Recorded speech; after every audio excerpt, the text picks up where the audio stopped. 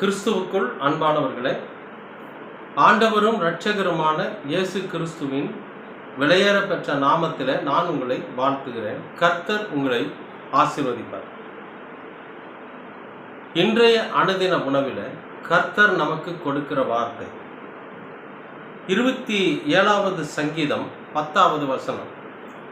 என் தகப்பனும் என் தாயும் என்னை கைவிட்டாலும் கர்த்தர் என்னை சேர்த்துக் கொள்வார். என் தகப்பனும் என் தாயும் என்னை கைவிட்டாலும் கர்த்தர் என்னை சேர்த்துக் கொள்வார். எவ்வளவு நம்பிக்கையான ஒரு வசனம் பாருங்க. கடவுள் மேல எவ்வளவு வைராக்கியமான ஒரு நம்பிக்கை வச்சிருந்தா சங்கீதக்காரன் இந்த வார்த்தையை சொல்வார். எங்க அப்பா என்னை பெற்றவங்க, எங்க அம்மா என்னை வயிற்றுல சுமந்தவங்க, இவங்கெல்லாம் கூட என்னை கைவிட்டுருவாங்க. அப்படி கைவிட்டாலும் கர்த்தர் என்னை சேர்த்துக்கொள்வார்.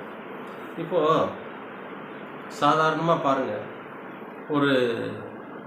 ஒரு குடும்பத்தில் அப்பா அம்மா 2 பேர் இறந்துடுறாங்கன்னு வைங்க. அந்த வீட்டில் ஒரு மகனோ மகளோ இருக்கிறாங்க. அப்போ அந்த உறவுக்காரங்க எல்லாம் என்ன பண்ணுவாங்கன்னா, நீ ஒன்றும் கவலைப்படாத, உனக்கு அப்பாவாக நான் இருப்பேன், அம்மாவாக நான் இருப்பேன், நீ ஒன்றும் எதுக்கும் கவலைப்படாத, உனக்கு ஏதாவது தேவைன்னா உடனே எனக்கு நீ என்னை கூப்பிடு, நான் வந்துடுவேன், நீ என்னை கூப்பிட்டினா அடுத்த ஒரு 2 மணி நேரத்தில் 3 மணி நேரத்தில் நான் உன்னை பார்க்க இங்கே வந்துடுவேன், நீ எதுவாக இருந்தாலும் கூச்சப்படாமல் என்கிட்ட கேளு. புரியுதா?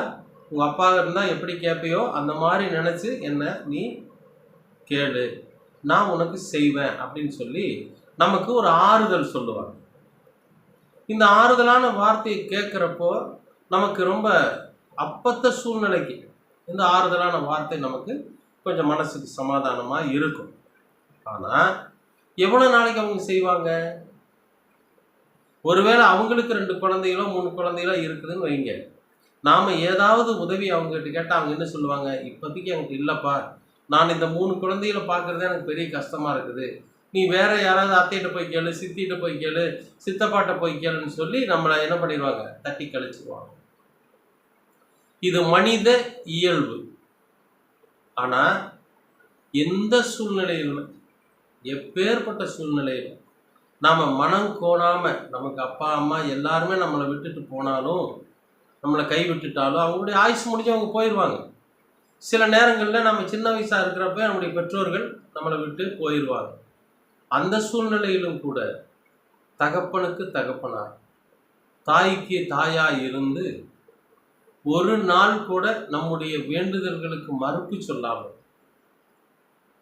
நம்முடைய மனசு வேதனைப்படாத அளவுக்கு சமாதானத்தோடு சந்தோஷத்தோடு நம்ம அப்பாவும் அம்மாவும் இருந்தால் நம்மளை எப்படி பார்த்துருப்பாங்களோ அதே போல நம்மை பார்த்து கொள்ளுகிற ஒரே தேவன் கர்த்தராகிய இயேசு கிறிஸ்து.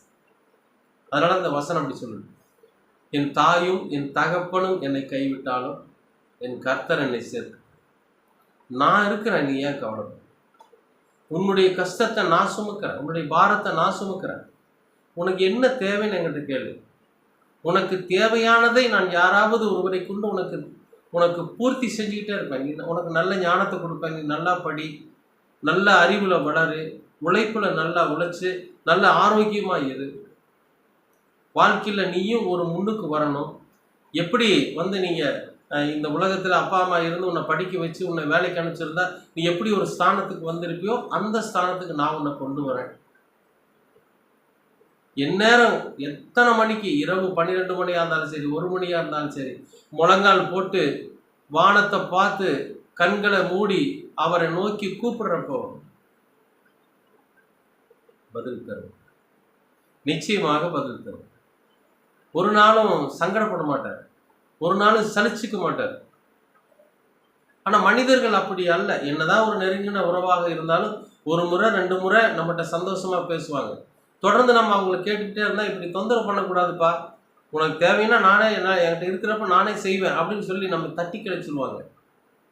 ஆனால் ஒரு நாளும் நம்மை தட்டி கழிக்காத ஒரு தேவன் இருக்கிறாருன்னா அவர் நம்முடைய ஆண்டவர்.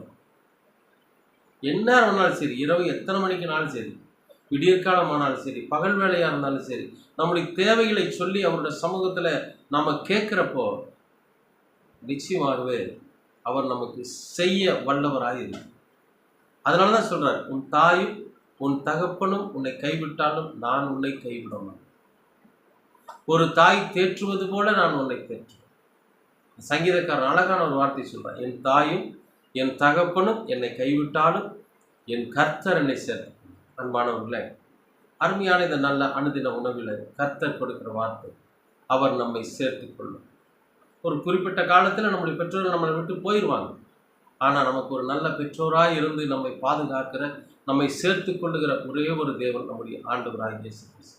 நிச்சயமாகவே அவர் நம்மை சேர்த்து கொள்ள காத்திருக்கிறார். நாம் தான் அவரோடு சேர்ந்து கொள்ள வேண்டும். நாம் தான் அவருடைய செட்டைகளுக்கு கீழாக நம்ம என்ன பண்ணணும்னு கேட்டிங்கன்னா, போய் அந்த செட்டைகளுக்கு கீழாக புகுந்துக்கணும், அடைக்கலம் புகுந்துக்கணும். அப்பொழுது நாம் அவருக்குள்ளாகவே வளர முடியும், அவரை போலவே வளர முடியும்.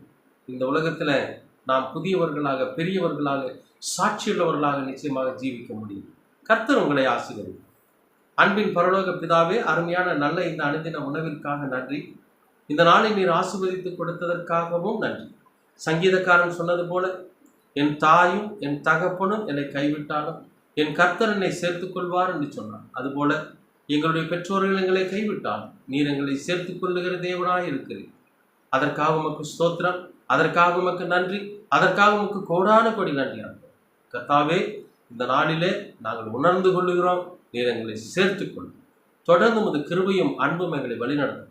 இரட்சகராம் இயேசு கிறிஸ்துவின் வழியாக கேட்கிறோம் நல்ல பிதாவே. ஆமென், ஆமென்.